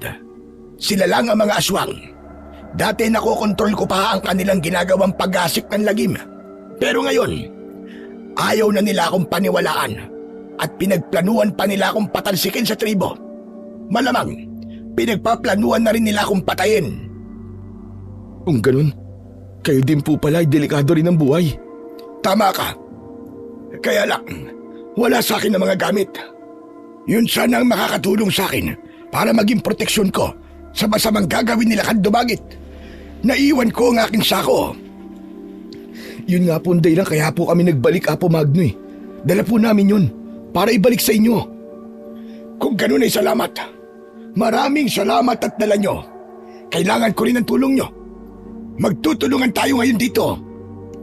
Pero paano po tayo magtutulungan, Apo Magno? Ikinulong kami dito sa kubo eh. Akong bahala. Gagawa ko ng paraan para makalabas kayo. Doon kayo sa aking lugar. Hindi sila basta-basta makakapunta doon. Lalo na't taglay ko ang mga antigong gamit. Kaya habang abala sila sa kanilang ginagawa, kailangan kong mabuksan itong kubo. At nang makalabas kayo, kaya maghintay kayo dito. Babalikan ko kayo. Umasa ako at nagtiwala sa pangako ni Apo Magno.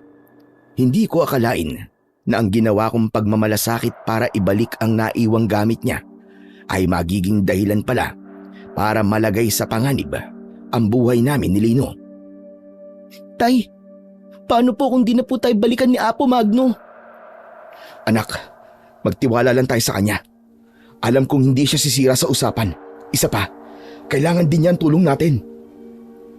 Maya-maya pa ay muling narinig ko ang pagtawag ni Apo Magno. Sinabi niyang may dala na siyang matalas na bagay para putulin ang mga tali sa kahoy na iniharang sa pinto ng kubo. Narinig na lang namin na sinimulan ng putulin ni Apo Magno ang tali hanggang sa tuluyan ng matanggal ang mga kahoy na ipinangharang. Salamat po, Apo Magno. Huwag ka muna magpasalamat, Pedro. Dahil wala pang katiyakan ang kaligtasan natin. Ano po ngayon ang gagawin natin? Halika kayo, sumunod kayo sa akin. Doon muna kayo sa aking lugar. Sumunod lang kami kay Apo Magno. Sa lugar na yon ay sa kanya kami umaasa ng aming magiging kaligtasan hanggang makarating kami sa kanyang maliit na tirahan. Kakaiba ang bahay ni Apo Magno. Maraming mga nakasabit na iba't ibang antigong bagay sa bintana at pinto ng maliit niyang bahay. Ano po mga nakasabit na yan, Apo Magno? Ang lahat ng yan ay pangontra at proteksyon ko sa mga tribo Banwa. Dahil nga nagiging masamang aswang na sila. Malamang sila rin po ang mga aswang na gumagala sa aming baryo. Nakarating na po sa lugar namin ang iba nilang kauri. Ganun na nga, Pedro. Nag-uumpisa na silang kumalat sa iba't ibang lugar. Nagpapanggap din silang mga hayop at insekto para guluhin ang mga tao at alamin kung paano makukuha ang baryo. Kaya nga ako nagpunta doon ay para ibigay sana sa kaibigan kong si Estong ang ilang gamit para maging manunugi siya ng aswang at tulungan ang mga kababaryo. Kaya lamang huli na dahil wala na siya nang makarating ako doon. Narito nga po pala yung gamit po na naiwan mo sa kalesa ko. Yamang Ikaw ang nakakuha niyan, Pedro. Kaya sa'yo ko na yan ipapaubaya. Ipinagkakatiwala ko na yan sa'yo. Magagamit mo yan para sa mga kampo ng kadiliman na gumagana sa baryo nyo. Pero ngayong nandito kayo, magagamit mo yan para sa proteksyon nyo. Ibibigay mo na po sa akin? Tama ka. Kayo na ng anak mo ang bahala dyan. Ipinaalam ko na rin ang bakal na sapatos ng kabayo na kinuha ko. Sinabi naman ni Apo Magno na tama lang ang ginawa ko dahil kailangan din ng alaga kong kabayo ang proteksyon, lalo na ngayong naroon din ito sa tribo ng Banwaa. Humanda ka, Pedro, dahil tiyak may mga mangyayaring hindi mo inaasahan. At ngayong gabi na yun, mangyayari. Pero ano pong gagawin ko, Apo Magno? Ala, sige. Ilabas mo mga gamit na nasa sako para masabi ko sa iyo kung alin sa mga nariyan ang magagamit nyo ni Lino. Dahil sa engkwentrong mangyayari sa inyo ngayong gabi laban sa mga aswang dito sa tribo ng Banwaa, hindi ko na sila kayang kontrolin. At wala na rin silang pinaniniwalaan at pinakikinggan. Ayaw na nila akong pakinggan. Ang gusto nila ngayon ay sundin ang tawag ng kanilang katawan. Yun ay ang magasik ng lagim at tumikim ng karne at dugo ng tao. Kami ng anak ko ang haharap sa mga aswang na narito sa tribo ng Banwaa? Tama ka, Pedro. Kayo nga. Dahil kayo ang itinakda. Kayo ang ipinadala rito ng tadhana. Kaya kayo narito. Andito kayo hindi lang para magsoli ng naiwan kong gamit, kundi para din sa kaligtasan ng inyong baryo at iba pang baryo na maaaring guluhin at atakihin ng grupo ng mga aswang. Siguro naman ay hindi nyo hahayaang mangyari yon. Tay, natatakot po ako sa sinasabi ni Apo Magno. Lino, hindi kayo pababayaan ng mutya ng bulalakaw. Isa itong batong mutya na inihalo sa paggawa ng punyal na nariyan sa loob ng sako. Yan ang gagamitin nyo para tapusin ang mga aswang. Nagtitiwala po ako, Apo Magno. Tama yan, Pedro. At sa tulong na rin ng bathala ng kapayapaan, ay tiyak malilipol nyo ang mga taong isinumpa, ang mga aswang dito sa tribo Banwaa. Kung ako lang sana ang itinakda, magagawa ko silang harapin. Pero kayong nakatadhana, dahil kayong mag-ama, ang inihatid dito sa aming tribo. Yun ang aming pinaniniwalaan. Pagkatapos ng naging pag-uusap namin na yon ni Apo Magno, ay kinuha na niya sa sako ang mga bagay na naroon at iniabot sa akin. Isuot nyo ang kambal na pulseras sa inyong mga braso. Tig-isa kayo ni Lino. Kinuha ko yon at isinuot sa aking kanang braso. Ang isa naman ay isinuot ko rin sa braso ng anak kong si Lino. Tay, kailangan po ba natin gawin to? Dapat po ba tayong sumunod sa gusto ni Apo Magno? Anak, nandito na tayo. Magtiwala na lang tayo. Saka huwag ka mag-alala. Nandito akong bahala sa'yo. Lino, narinig ko sinabi mo sa iyong tatay. Hindi makatutulong sa misyon nyo ang pagkakaroon ng pagdududa. Kaya dapat maging buo ang inyong pagtitiwala. Kahit bata ka pa, ay kailangan manalig ka at magtiwala na magagawa nyo ang inyong misyon. Maniwala kayo, kayo ang pinili at itinakdang maging manunugis ng aswang. Pasensya na po kayo sa anak ko, Apo Magno. Naiintindihan ko siya, Pedro. Kaya dapat kong ipaalam sa iyo ang pwedeng mangyari. Pero alam ko bata pa si Lino at maaari pang magbago ang isip niya habang hindi pa kayo nagsisimulang humarap sa mga aswang. Kinausap ko na lamang si Lino. Ayokong magkaroon ng negatibong epekto sa aming gagawin ang kanyang pagdududa.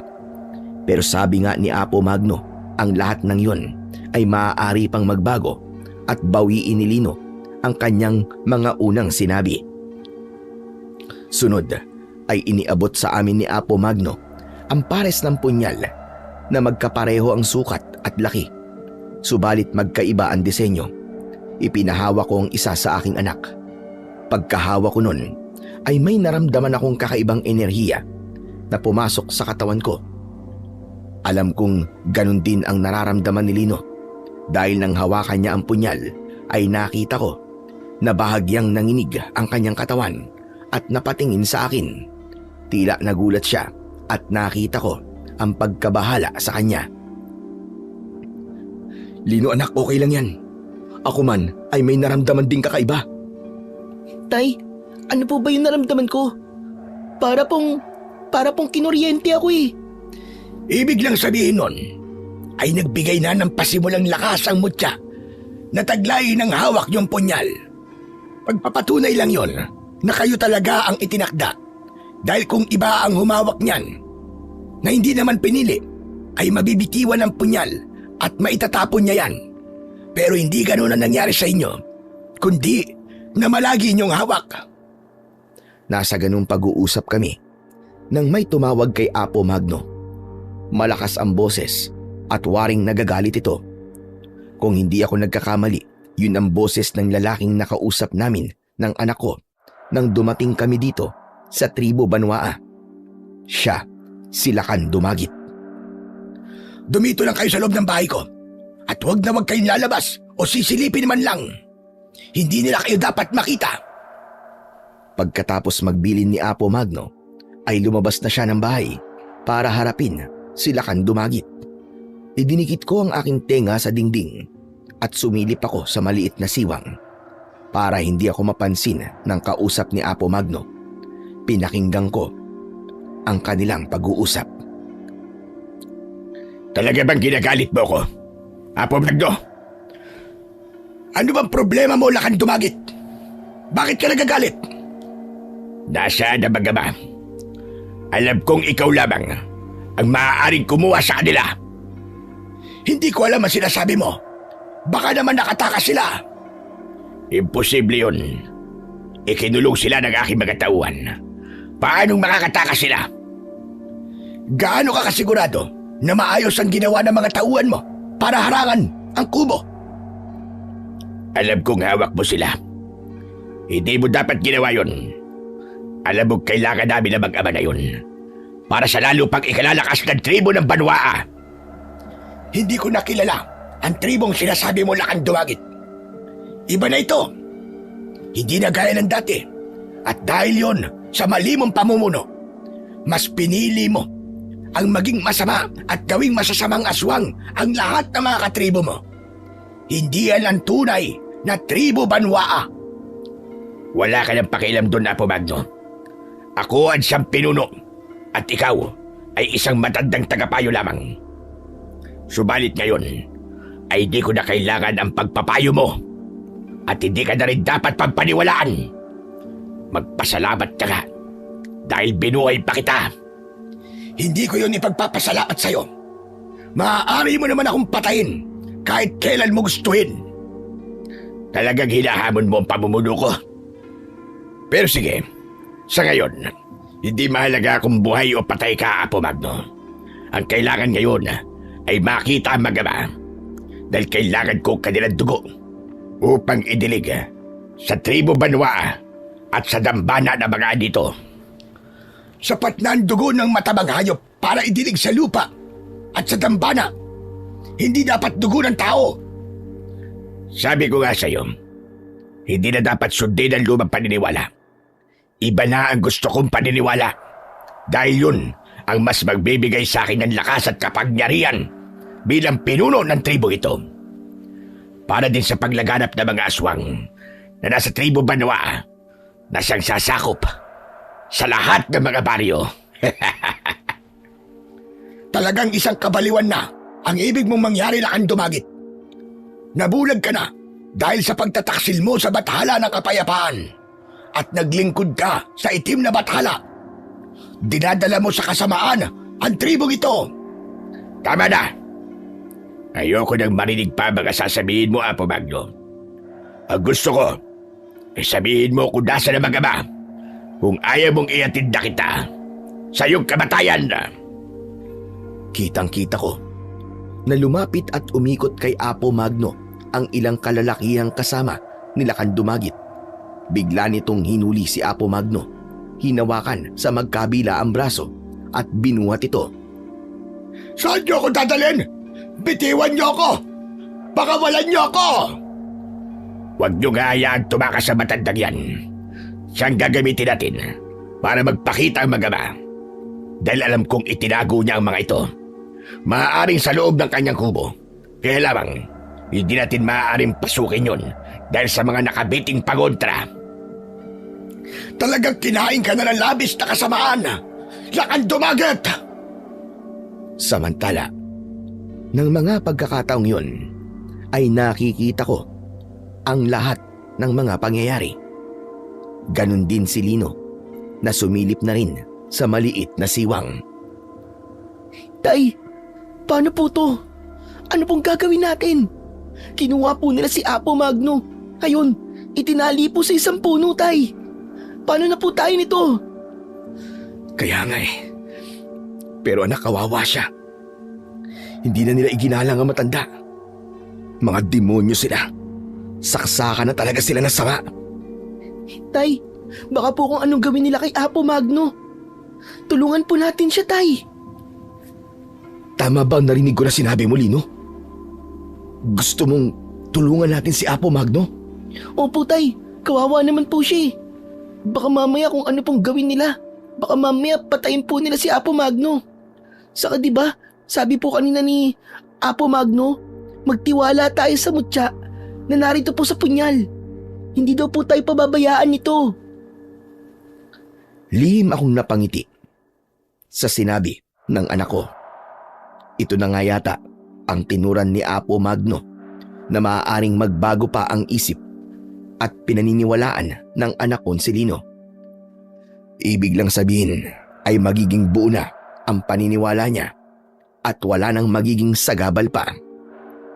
Dahil sa pangyayaring yon, ay naging buo na rin ang loob ko. Handa na kaming humarap kay Lakan Dumagit para iligtas si Apo Magno at tapusin ang kasamaan ng mga aswang. Nasa aming braso ang pulseras at kapwa namin hawak ang punyal na may mutya ng bulalakaw. Maya-maya pa, lumabas kami ng kubo. Hoy! Kung kami ang hanap mo, nandito kami! Kaya pakawalan niyo na si Apo Magno! Apo Magno, madali naman palang kausap ang mag-amang ito. Hindi na kailangang hanapin at di ka na rin dapat pampilitin. Hayaan na sila. Nagpakita na ang mga daga na nagtatago sa lugar. Pedro! Lino! Mag-iingat kayo mag-ama! Maging bulang dapat ang pananalig nyo! Hindi dahil nagpakita na kayo, ay pakakawalan ko na si Apo Magno. Malaking kalokohan yon. Ginamit ko lang siya para palitawin kayong mag-ama. Pero wala na kaming planong pakawalan pa ang matandang hukluban na ito. Dahil pakialamero siya. Hadlang sa aking mga plano. Sinungaling ka! Lakan Dumagit! Isa kang kampo ni Satanas! Para hindi ka na magalit pa, Apo Magno, mas maigi siguro na unahin ka na namin. Tutal matanda ka na at wala ka na rin silbi. Sige mga kasama, tusukin ang sibatang tagiliran na matandang yan. Una nating ididilig ang dugo niya sa lupang ito. Subukan niyong gawin yan! Sige! Subukan niyo! At may paglalagyan talaga kayo sa akin! Aba! Palaban ng mag-amang ito. Hindi nila alam ang kanilang sinasabi. Ngayon mga kasama, ipakita nyo sa kanila kung sino tayo. Maya-maya pa, biglang nagbago ang anyo ng mga kalalakihang kasama ni Lakan Dumagit. Naging nakakatakot na aswang ang mga ito. Matatalas at may mahahabang mga kuko. Ang muka ay katulad ng nakakatakot na itsura ng baboy damo. Maging si Lakan Dumagit ay nagbago na rin ng anyo. Mas nakakatakot at mapanganib ang anyo nito. Ngayon, tignan ko kung hanggang saan ang tapang niyong mag-ama. Hindi ang gaya niyong mga mahihinang uri ang hahadlang sa aming mga aswang dito sa tribo ng Banwa. Pagkatapos niyang sabihin yun, Nagtalikuran kami ng anak kong si Lino. Anak, kumanda ka. Hawakan mong maigi ang punyal. Manalig ka sa tulong ng mutya ng bulalakaw at ng bathala ng kapayapaan. Opo, Tay. Handa na po ako. Para din po sa kaligtasan ni Apo Magno. Pagkatapos nun, biglang umatake sa amin ang mga tauhan nila Kandumagit na nasa anyo ng aswang. Pero hindi kami papayag na maunahan kami. Kaya hinarap namin yon gamit ang punyal na nasa aking kamay. Nakakagulat ang mga sumunod na pangyayari dahil hindi ko may paliwanag, pero tila kidlat sa bilis ang kilos namin ng anak ko para harapin ang mga aswang. Nasugatan namin ang mga ito. May mga nahiwa ang tiyan at lumabas ang lamang loob. Kaya mali sila Kandumagit na dugo ni Apo Magno ang unang ididilig sa lupa ng tribo Banwaa. Hindi yun ang nangyari, kundi dugo ng kapwa nila katribo ang unang dumilig sa kanilang lupain. Subalit hindi doon natapos ang pakikipaglaban namin ni Lino. Dahil nga napatay namin ang mga kasama nila Kandumagit at may grupo pa ng mga aswang ang dumating. Sila man ay handang pumatay at mamatay. Agad silang sumugod sa amin. Nakipagsabayan naman kami ng anak ko at patuloy na lumalaban. Nang makita nila Kandumagit ang mga kasama na unti-unting nauubos, ay tumulong na rin ito. Ako ang kanyang hinarap. Si Lino naman ay patakbong lumapit kay Apo Magno para tulungan ito. Apo Magno, papakawalan ko po kayo. Lino, putulin mo ang tali sa mga braso ko. Bilisan mo! Nagmamadaling pinutol ni Lino ang gapos ng matandang lalaki. Subalit biglang may umatake sa kanila at sinunggaban si Apo Magno. Gusto niyang patayin ang matanda. Sasagpangin sana sa leeg. Subalit agad na naiharang ng matandang lalaki ang kanyang braso. Kaya ang kagat nito ay tumama sa kanyang braso. Samantalang ako naman ay ipinagpatuloy ang pakikipaglaban sa iba pang mga aswang. Nang makakuha ng tiyempo si Apo Magno, ay tumakbo ito patungo sa kanyang kubo.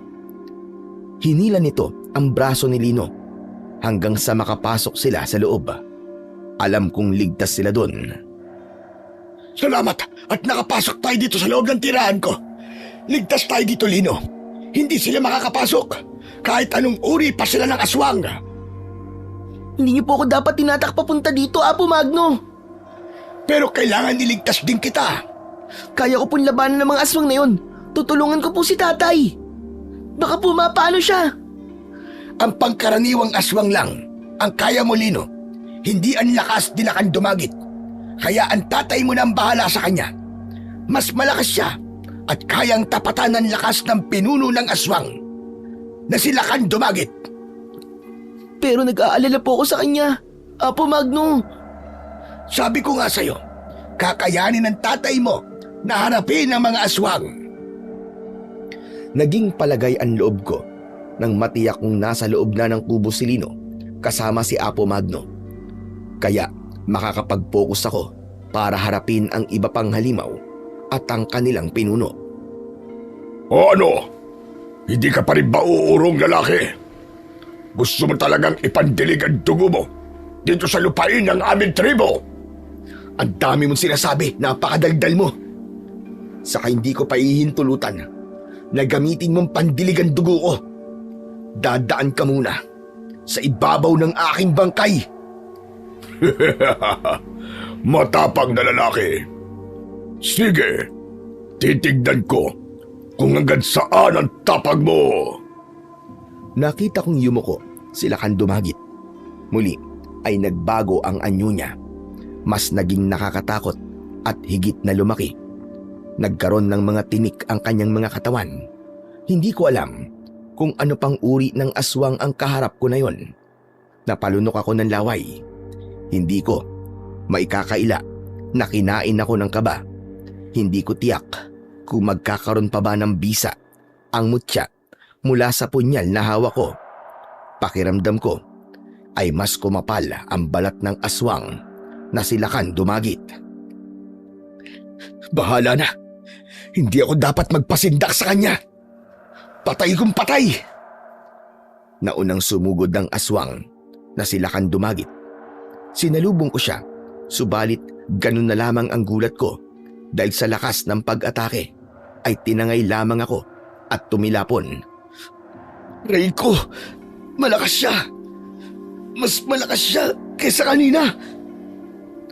Ako naman ngayon ang sumugod habang nakaumang ang hawak kong punyal na itatarak sa kanyang katawan. Kaya lamang pagkatarak ko ay hindi yun bumaon sa katawan ni Lakan Dumagit, kundi nabitiwan ko ang punyal at bumagsak sa lupa. Anak ng...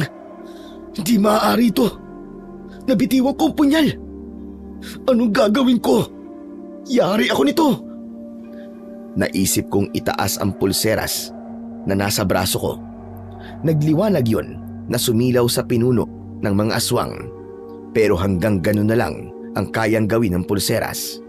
Kailangan ko pa rin ang patalim para gamitin sa aswang. Nakaramdam na ako ng takot dahil hindi ko pa nakukuha ang punyal na tumilapon.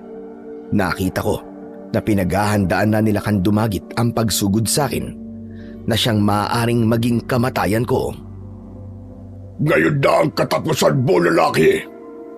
Maididilig ko ng dugo mo sa lupain ito.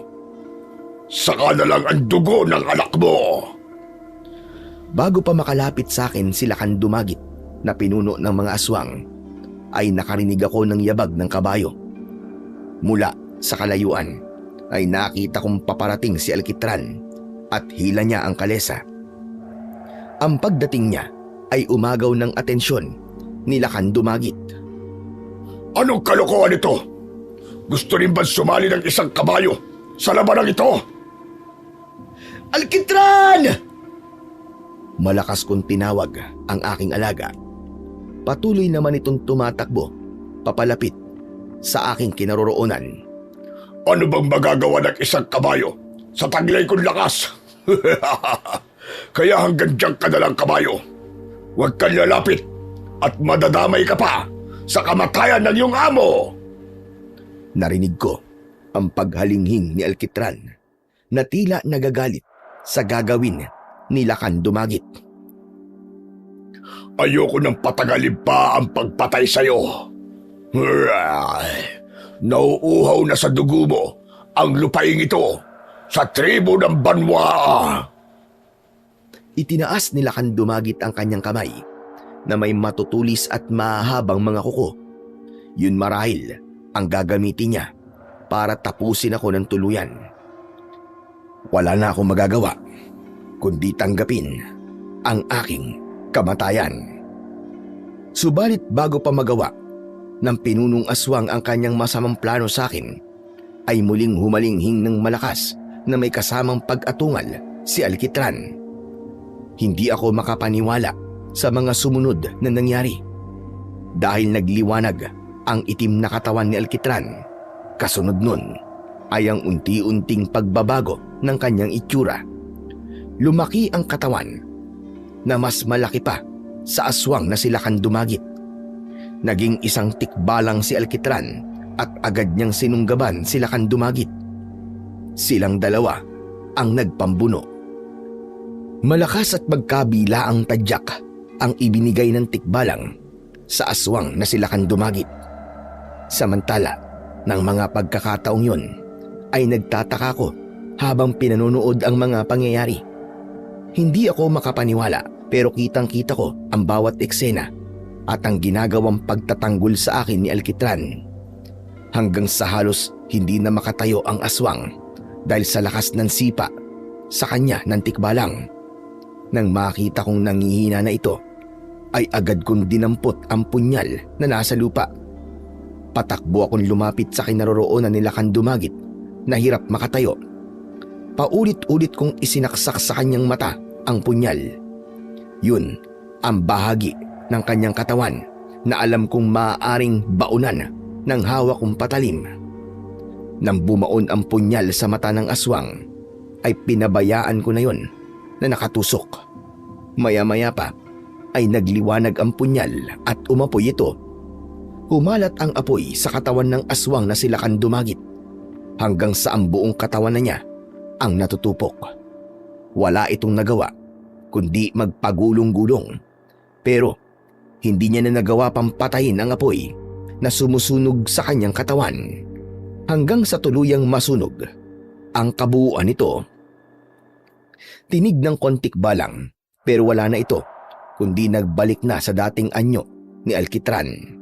Nagtataka pa rin ako sa nangyari sa aking alaga, pero nagpasalamat pa rin dahil alam kong siya ang nagligtas sa akin. Samantala, mula sa loob ng kubo ay lumabas sina Apo Magno at Lino hanggang sa lumapit sila sa akin. Salamat po at ligtas ka, Tay. Ang galing po ni Alkitran. Bakit po siya naging ganun? Sapatos na bakal ng kabayo na inilagay kay Alkitran. Yun ang nagbigay sa kanya ng lakas para maging isang mabuting tikbalang at harapin ang pinunong aswang. Ibig sabihin, mananatili na ang ganun kay Alkitran? Magbabago siya kung kinakailangan? Tama ka, Pedro. Si Alkitran ang magiging kakampi mo para ipagpatuloy ang pagiging manunugis. Siya ang magliligtas sa iyo sa panahon ng kagipitan. Maraming salamat sa ginawa mo para sa tribo Banwaa. Wala nang pinuno ng tribo na silakan dumagit. Nasunog na siya. Paano na po ang inyong tribo? May mga natira pa. Sila ang ibang mula sa tribo Banwaa na piniling manahimik at hindi sumunod sa mga masamang pamumuno nila kan dumagit. Sa kanila magsisimula muli ang aming tribo. Isang tribo na nagmamahal sa kapayapaan at nagtatakwil sa gawang kadiliman. Pabalik na kami sa baryo Sakdal. Sakay kami ng anak ko ng kalesa na hinihila ni Alkitran. Magaan sa pakiramdam na may naitulong kami para sa kapayapaan ng ibang tao at ng ibang lahi. Ano man ang sinimulan namin ng anak ko, katuwang si Alkitran, ipagpapatuloy namin yon. Kami ang haharap sa kampo ng dilim upang hindi ito patuloy na maghari saan man at kailanman. Ang tungkol sa amin ni Helena, siyempre, naging asawa ko siya sa wakas. Hanggang dito na lamang po ang aking napakakulay na kasaysayan. Maraming salamat sa pagbibigay daan sa aking kwento. Muli, ako si Pedro at maraming salamat sa lahat ng nakinig. Laging pumipili ang tadhana ng taong pinagtitiwalaan, nakakasangkapanin upang panatilihin ng kabutihan at kapayapaan. Sila na mapapalad upang ang gawang mali at kadiliman ay mahadlangan at mangibabaw ang liwanag na nanggagaling sa ating puong may kapal. Maraming salamat po sa inyong walang sawang pakikinig at pagsuporta sa akin pong mga YouTube channel na The Voice Addict at mga kwento ni Apong Isaac. Huwag niyo rin pong kalimutang mag-subscribe at i-hit ang notification bell para sa mas marami pang makapigilininga na kwentong aswang at katatakutan mula sa mundo ng kababalaghan. Hanggang sa muli po at pagpalain kayong lahat ng ating dakilang Diyos na siyang pinakamakapangyarihan sa lahat.